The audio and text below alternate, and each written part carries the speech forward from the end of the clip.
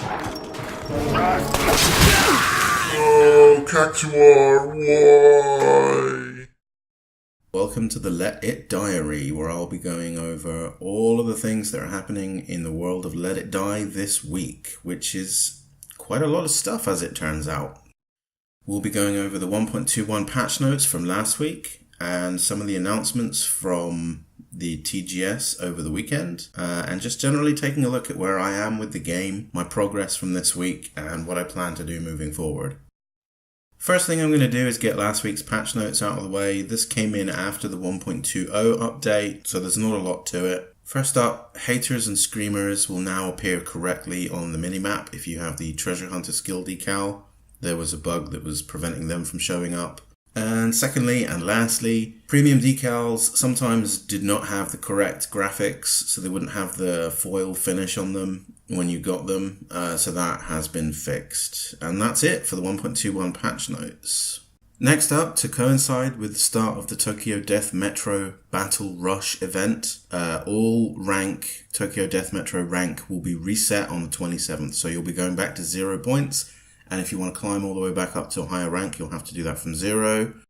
I've seen a lot of people upset about this, but to be honest, this is fairly standard for these kind of PvP games. They'll reset every so often, and you'll get a prize based on the rank that you reached during that season.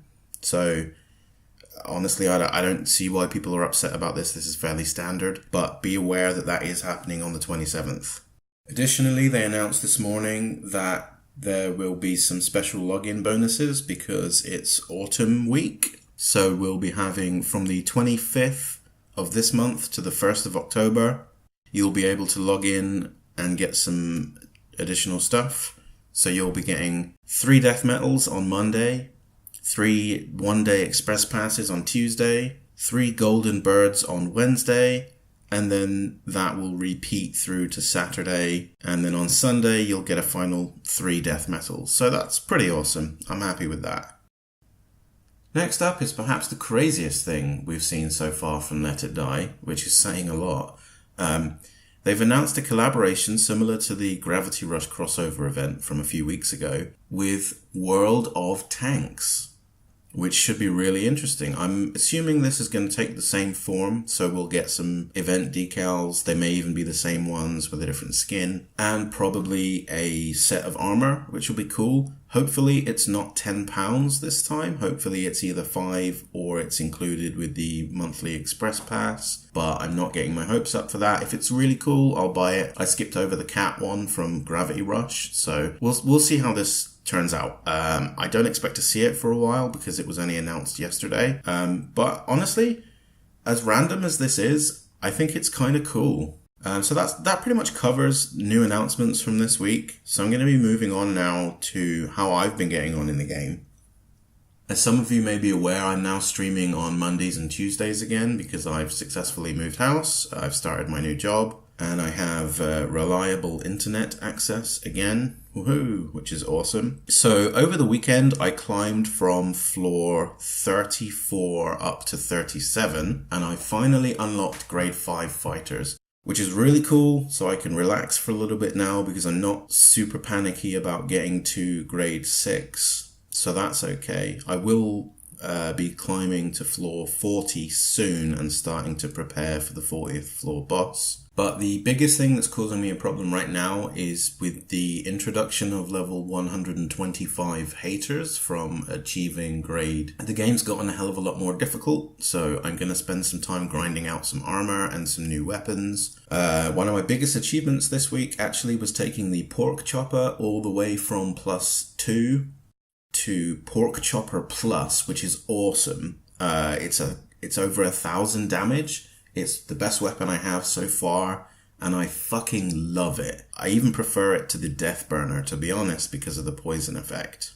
And if you use the two in conjunction, they're amazing. The only issue I have is that they both require DOD red metal, which at the moment is kind of difficult for me to acquire. I have to get it from the shop on Sundays. So I might be looking for another weapon to replace one of those with. Touching on grade 5 fighters again, I've acquired a striker and a lucky star, and I've kitted those out and leveled them both up to max, which is awesome. Their stats aren't amazing, but they're 50,000 coins a pop, so I don't feel like grinding too much to gamble with those just yet.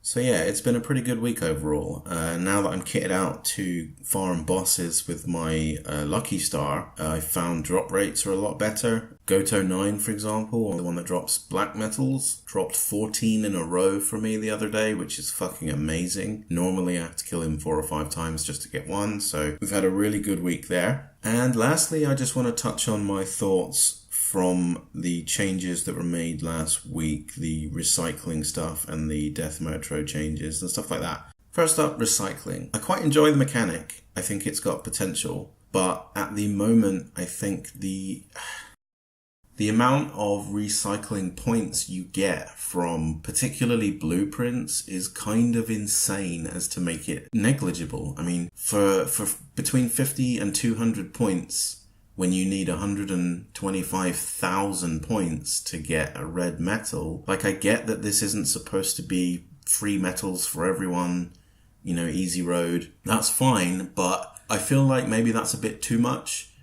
It makes me feel like they're not even worth the inventory space. If I was getting maybe over 1,000, you know, then maybe they'd be worth the inventory space. But at the moment, I've gone back to just ignoring blueprints completely. I'm a bit more positive about the decals because you're going to be buying a lot of decals anyway to try and get the better ones. So having an avenue to get rid of the crappier ones is fine, and the points there are a lot more reasonable. So I don't mind that so much, but I'm really, really disappointed with the blueprints. As for the Tokyo Death Metro changes, I'm pretty happy with them so far, to be honest. Even as someone who doesn't really participate in the multiplayer, and I know a lot of people that don't, kind of wish it would just go away so they didn't have to interact with it. But that's kind of just how this game works. You know, it's structured around money and characters' lives being very flexible and being able to go away in an instant. So it's very much a core part of the design of the game, in my opinion, and I think asking for that to go away is perhaps unreasonable. But the new changes, I think, are certainly interesting. There's a lot more money flying around in the Death Metro now that the Express Pass means people who don't want to participate can keep their money, because it means that there's more money for people to get when they raid you. So that's been an interesting side effect. I've seen a lot more cash coming out of the Death Metro, which I've been using more this week, primarily because level 125 fighters are fucking assholes. They're destroying me left, right, and center, which is why I'm focusing so much on upgrading my equipment. So yeah, I'm gonna be using the Death Metro for cash for a little while, I expect. And so moving forward, my goals for the next week or two are primarily going to be upgrading equipment. I may take a break and upgrade some of the lower level equipment, even though green metals are a bit of a pain in the ass to get. I'll definitely be streaming Monday and Tuesday, and quite possibly I'll be streaming a shop day on Sunday throughout most of the day. You'll find a link to my stream in the description below, as well as my Twitter. So if you have any questions or feedback, give me a shout, leave some comments. This video actually turned out longer than I expected, but that's because there's been quite a lot of stuff happening this week, and I didn't even touch on the picture of the 4 Forcemen that came out, so I might do that next time. But yeah, I really hope you guys are continuing to enjoy Let It Die. I think it's a great game with a lot of potential, and I'm really enjoying playing it. So thanks for tuning in, guys. Have a great day. Bye.